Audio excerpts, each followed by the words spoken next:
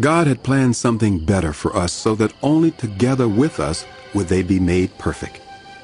Therefore, since we are surrounded by such a great cloud of witnesses, let us throw off everything that hinders and the sin that so easily entangles, and let us run with perseverance the race marked out for us, fixing our eyes on Jesus, the pioneer and perfecter of faith. For the joy set before him, he endured the cross, scorning its shame, and sat down at the right hand of the throne of God. Consider him who endured such opposition for sinners, so that you will not grow weary and lose heart. In your struggle against sin, you have not yet resisted to the point of shedding your blood. And have you completely forgotten this word of encouragement that addresses you as children?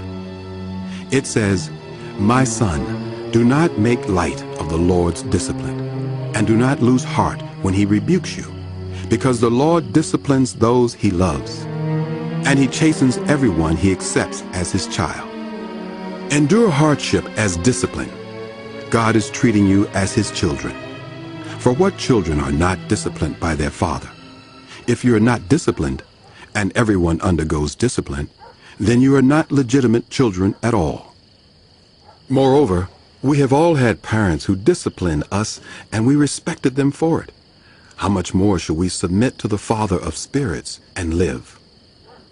Our parents disciplined us for a little while as they thought best, but God disciplines us for our good, that we may share in his holiness. No discipline seems pleasant at the time, but painful. Later on, however, it produces a harvest of righteousness and peace for those who have been trained by it. Therefore, strengthen your feeble arms and weak knees. Make level paths for your feet, so that the lame may not be disabled, but rather healed. Make every effort to live in peace with everyone and to be holy. Without holiness, no one will see the Lord. See to it that no one falls short of the grace of God, and that no bitter root grows up to cause trouble and defile many. See that no one is sexually immoral, or is godless like Esau, who for a single meal sold his inheritance rights as the oldest son. Afterward, as you know, when he wanted to inherit this blessing, he was rejected. Even though he sought the blessing with tears, he could not change what he had done. You have not come to a mountain that can be touched and that is burning with fire, to darkness, gloom, and storm, to a trumpet blast, or to such a voice speaking words that those who heard it begged that no further word be spoken to them, because they could not bear what was commanded. If even an animal touches the mountain, it must be stoned to death. The sight was so terrifying that Moses said, "I am trembling with fear." But you have come to Mount Zion, to the city of the living God, the heavenly Jerusalem.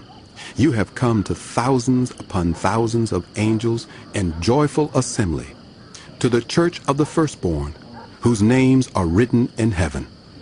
You have come to God, the judge of all, to the spirits of the righteous made perfect, to Jesus, the mediator of a new covenant, and to the sprinkled blood that speaks a better word than the blood of Abel.